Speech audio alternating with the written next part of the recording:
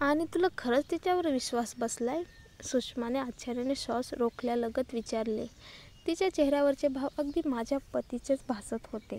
जेव्हा मी अर्जुनला प्रियाच्या गरोदरपणाबद्दल सांगितलं होतं तेव्हाचे. मी ओठ हलवले. माझ्याकडे काही कारण आहेत विश्वास ठेवण्याची. माझा आवाज कुजबुजेसारखा होता. सुषमाच्या चेहऱ्यावरून स्पष्ट दिसत होतं तिला प्रियावर किंचितही विश्वास नाही. शेवटी तिनं स्वतः कबूल केले आणि ती मला का खोटं बोलेल असं काही कारण मला सुचत नाही. तू अर्जुनला याबद्दल समोर केलीस का? सुषमाच्या कपाळावर आड्या उमटल्या. गेले होते सुषमा. मग त्याने काय सांगितलं? त्याने सगळं नाकारलं. सर्व खोटं बोलला. मी नुसतीच पाहत राहिले. कदाचित तो खरं बोलत असेल श्रेया, सुषमाने शांतपणे उत्तर दिलं. तिचा सूर मात्र इतका ठाम होता की मी चकित झाले. तू त्याचं समर्थन करतेस? मी अचंबित होऊन विचारलं. श्रेया, हे उघड आहे.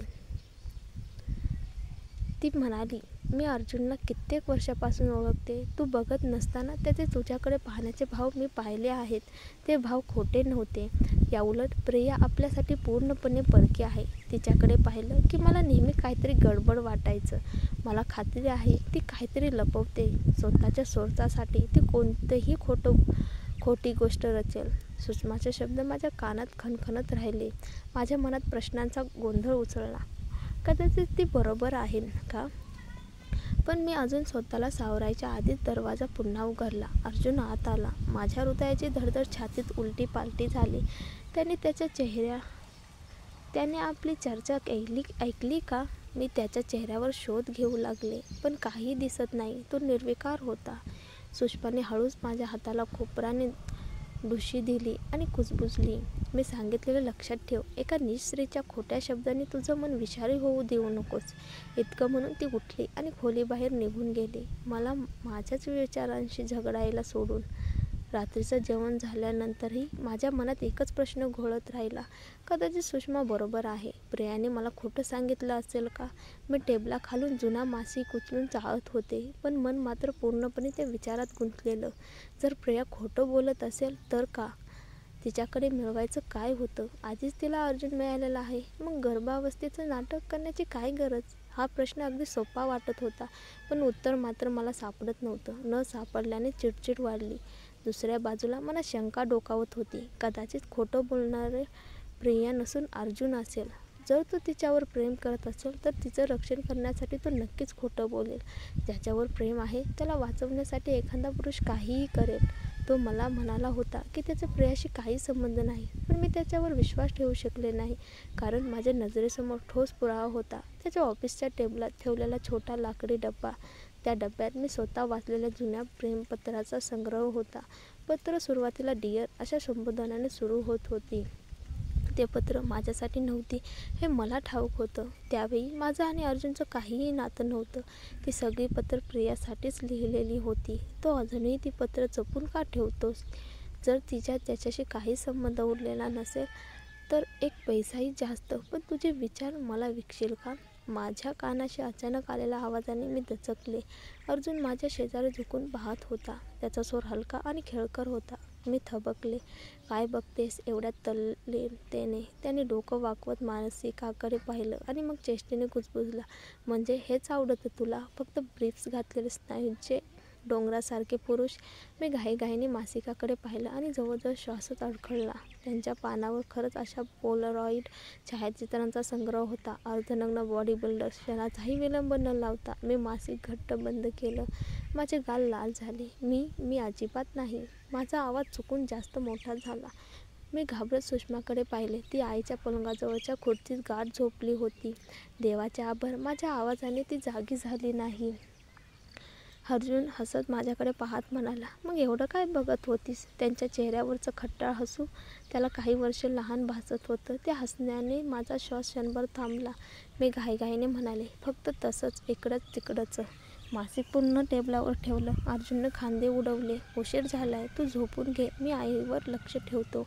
त्याच्या नजरेनं माझ्या थकलेल्या डोळ्यावरून ओझं टाकलं. मी काही बोलून विरोध करणार इतक्यातच एक जांभळी आली. ठीक आहे, मी मंद स्वरात म्हणाले. अर्जुन आपल्या फाईल्स उघडून वाचू लागला. मी मात्र सोफ्यावर आडवे झाले. थकलेलं शरीर, विचारांनी गच्च भरलेलं मन, डोळे मिटताच जड झाले. काही मिनिटातच मी खोल झोपेत बुडाले. 2 आठवडे नकळत निघून गेले आणि तरीही आई अजूनही हॉस्पिटलच्या पलंगावर होती. डॉक्टरांनी तिला अद्याप डिस्चार्ज करण्याची परवानगी दिली नव्हती. तिची प्रकृती अस्थिरच होती. मी मात्र दिवस-रात्र तिच्या जवळ राहिले, तिच्याशी बोलले, तिच्या प्रत्येक गरजेची काळजी घेतली. अर्जुननं मला सल्ला दिला होता, तुझं ऑफिस बाजूला ठेव श्रेया. आईला सध्या तुझी गरज जास्त आहे. म्हणून मी हॉटेलमध्ये माझं काम अनिश्चित काळासाठी स्थगित केलं होतं. आईची तब्येत सुधारेल तेव्हाच मी पुन्हा कामावर जाईल असा विचार केला. त्या 2 आठवड्यात अर्जुन जवळजवळ दररोज हॉस्पिटलला यायचा. कधी संध्याकाळी बराच वेळ थांबायचा, कधी सकाळी येऊन ताज्या लिलीज किंवा गुलाबाची फुलं आईच्या पलंगावर ठेवून जायचा. तिचं आवडतं खाणं घेऊन यायचा आणि तिच्याशी तासन 2 तास गप्पा मारायचा. मग शांतपणे परत निघून जायचा. आमच्यात त्या 2 आठवड्यात एकदाही वाद झाला नाही. एकही कटू शब्द बाहेर पडला नाही. जणू आम्ही दोघांनी एक न बोललेला तह केला होता. आईच्या प्रकृतीसाठी, तिच्या मन शांतीसाठी, या नाजूक शांततेमुळे मला तात्पुरता आधार मिळाला. आज मात्र आईसाठी खास दिवस होता, तिचा वाढदिवस. परंतु अर्जुन आज तिच्या जवळ नव्हता. कालच तो बिझनेस ट्रिपसाठी निघून गेला होता. संध्याकाळी परत येईल असं त्याने वचन दिलं होतं. मला खात्री होती आईला दिलेलं वचन तो कधीच मोडणार नाही. सकाळी मी आईच्या कपाळावर हलकं किस घेतलं आणि कुजबुजले, मी थोड्या वेळासाठी घरी जाऊन येते, काळजी करू नकोस, मी आहे ना. सुषमाने मला आश्वस्त केलं. मी हसून मान डोलावले आणि बाहेर पडले. सकाळचा सूर्य आकाशाच्या कडेने डोकावत होता. सोन्याच्या किरणांनी क्षितिज झगमगत होतं. थंड वाऱ्याच्या झुळकेनं माझं मन हलकं झालं. रस्त्यावर गाड्यांची गर्दी नव्हती. मी गाडी चालवत होते आणि मनात एक वेगळीच शांतता उतरली होती. घरी पोचल्यावर सर्वप्रथम मी पटकन आंघोळ केली. दिवस उन्हाळ्याचा दमट असेल हे आधीच माहिती होतं, म्हणून मी गुलाबी रंगाचा हलका फ्लॉन्स ड्रेस घातला. चालताना त्याचा घेर हवेत उडत होता, आरामदायीही होता. संध्याकाळी थंडी वाढली तर म्हणून मी जॅकेट पिशवीत टाकलं. केस वाळत असतानाच मी टोस्टवर बटर लावून कॉफी केली, पण एवढ्यानं भागेना म्हणून फ्रीज उघडून दह्याचा डबा घेतला. जेवण टेबलावर बसून हळूहळू संपवलं. घरातली शांतता मात्र अस्वस्थ करणारी होती. आई आणि सुषमा हॉस्पिटलमध्ये असल्याने घर रिकामं, नीरव वाटत होतं. आधी घरात ती गजबज होती, ती पूर्णपणे हरवली होती. जेवणानंतर भांडी धुवून झाली की मी वरच्या मजल्यावर गेले. आईच्या खोलीत प्रवेश केला. तिच्या कपाटात डोकावलं आणि तिला द्यायचं ठरवलेलं तिचं आवडतं विणकामाचं स्वेटर काढलं.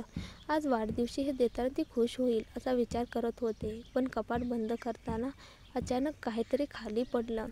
मी वाकून पाहिलं. जमिनीवर एक जुना जर्जर फोटो अल्बम पडलेला होता. कव्हर फिकट झालेलं, कडे सुटलेले. मी तो उचलला आणि पलंगाच्या कडेला बसले. हळूच पान पलटली आणि अचानक माझा श्वास थांबला. पहिल्याच पानावर एका लग्न झालेल्या जोडप्याचा फोटो होता आणि त्यांच्या कुशीत एक लहान मूल.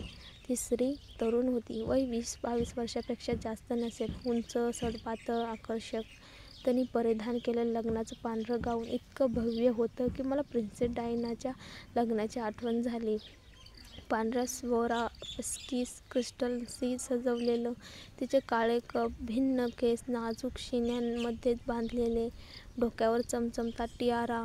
तिच्या शेजारी तो पुरुष उभा होता, देखणा, रुबाबदार, काळ्या टॅक्सेटोमध्ये अत्यंत देखणा दिसत होता. उंच बांधा, रुंद खांदे, एखाद्या हॉलिवूड अभिनेत्यासारखाच.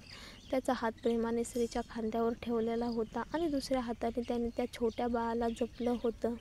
आणि ते बाळ, ते मी होते. आईने दाखवलेल्या माझ्या लहानपणीच्या छायाचित्राशी मिळतं जुळतं तेच चेहऱ्याचं गोड रूप. पण थांबा, त्या जोडप्याला मी कधीच पाहिलं नव्हतं. ते दोघं माझ्यासाठी पूर्ण अनोळखी होते. माझ्या छातीत हृदयाची धडधड वाढली. हे लोक कोण आहेत आणि माझ्या कुशीत का? मी पुढची पानं पलटत गेले. सगळीच छायाचित्रं त्या जोडप्यांची होती. त्यांच्या लग्नाचे क्षण, त्यांचे हसरे चेहरे, माझ्याभोवती त्यांच्या प्रेमळ नजरांची जाळी. पण त्या अल्बममध्ये एकही फोटो असा नव्हता ज्यात आई मला धरून उभी आहे. ती तर कुठेतरी कोपऱ्यात मेडच्या कपड्यात दिसत होती. काळा पांढरा युनिफॉर्म, अगदी घरकाम करणाऱ्या स्त्रीसारखा. तरुण, सुंदर, पण स्पष्टपणे पाहुणी नव्हे तर सेविका. मी पान उलटवत राहिले. शेवटच्या पानावर आई होती. 20-25 वर्षाची, निरोगी, तेजस्वी, पण तिच्या चेहऱ्यावर त्या काळ्या पांढऱ्या गणवेशाची सावली होती. हे काय आहे? माझ्या डोळ्यासमोर धूसरता दाटली. माझ्या जन्माचे क्षण, माझ्या अस्तित्वाचा गाभा, सगळं जणू कोड्यात अडकलं. हे जोडपं माझ्यासाठी कोण होतं? आईची त्यांच्याशी नाती काय होती? मी अल्बम मिठीत दाबून धरला. प्रश्नांच्या महापुरात गोंधळलेली मी केवळ एकच विचार